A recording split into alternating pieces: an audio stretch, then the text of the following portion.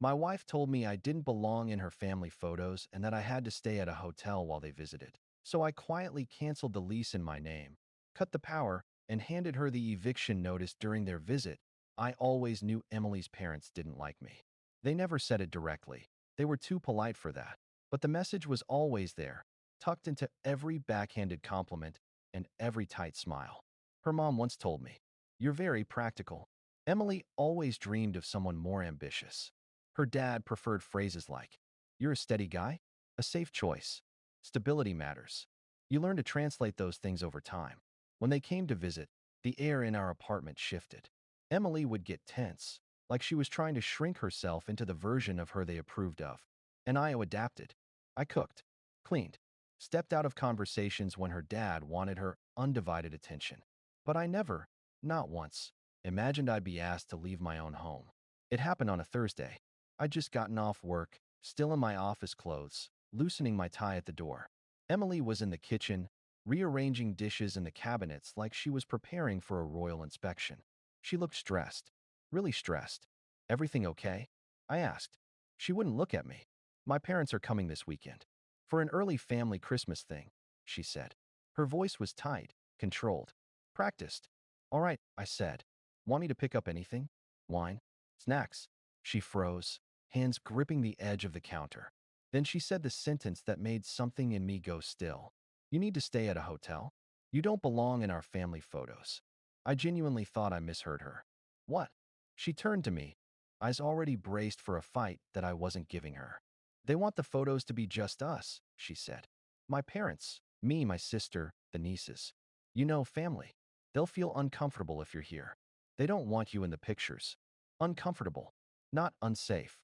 Not concerned. Just uncomfortable." I could have exploded. I could have demanded she take it back, or explain herself, or choose me over their vanity. Instead, something in my mind just clicked into focus. A quiet, steady clarity. "Understood," I said. Calm. Too calm. She actually looked relieved, like she'd won a negotiation. "It's just for the weekend," she added quickly. "I'll cover part of the hotel if you want. It's not personal." Not personal. Being asked to leave my own home so she could take family photos without her husband was not personal. I nodded. She smiled awkwardly, like this was a reasonable marital compromise. Then she went back to rearranging plates. She didn't notice me watching her. She didn't notice my expression change. She didn't notice that something in me had snapped cleanly but quietly, like a wire pulled too tight for too long.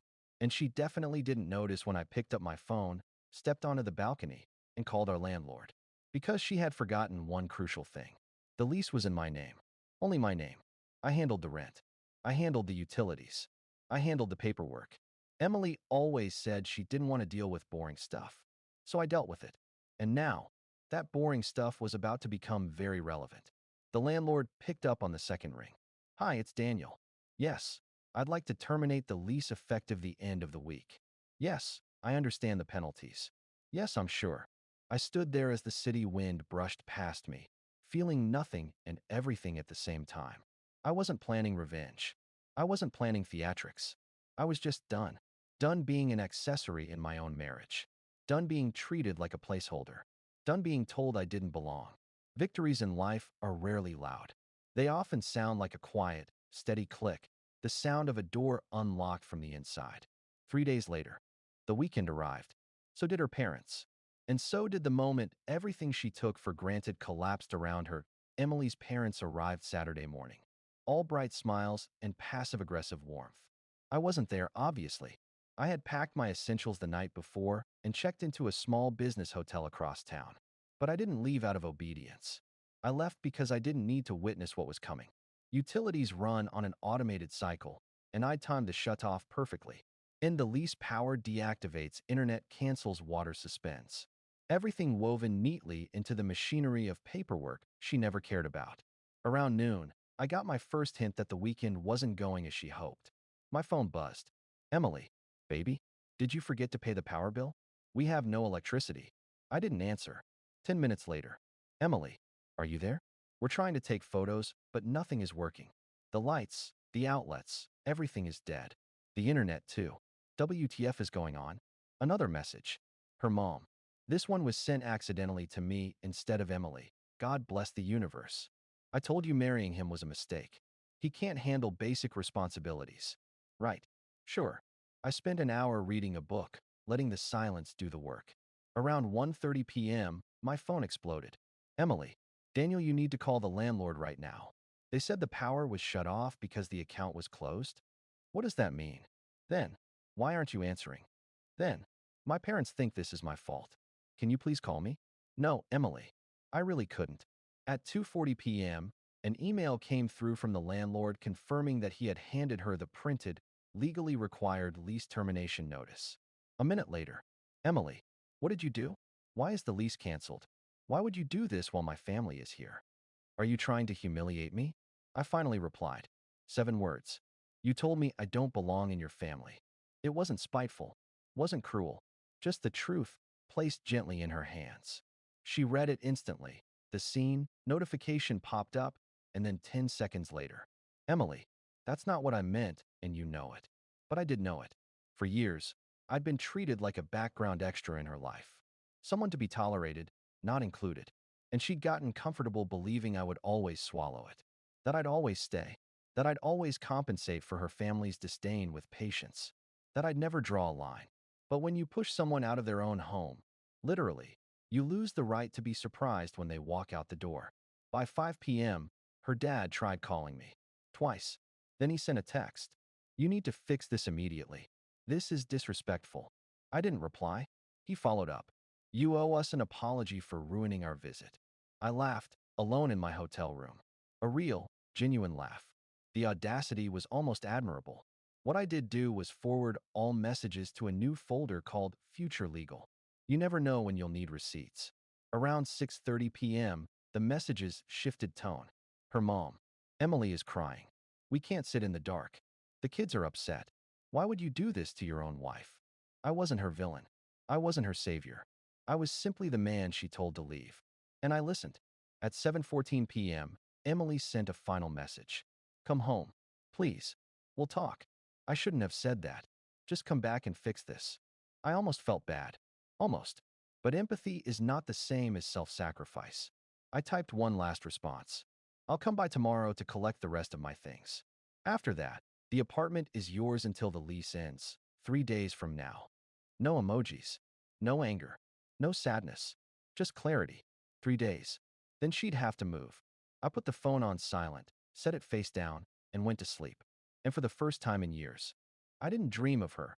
Update that I went back to the apartment the next morning at 10 a.m., exactly when I said I would.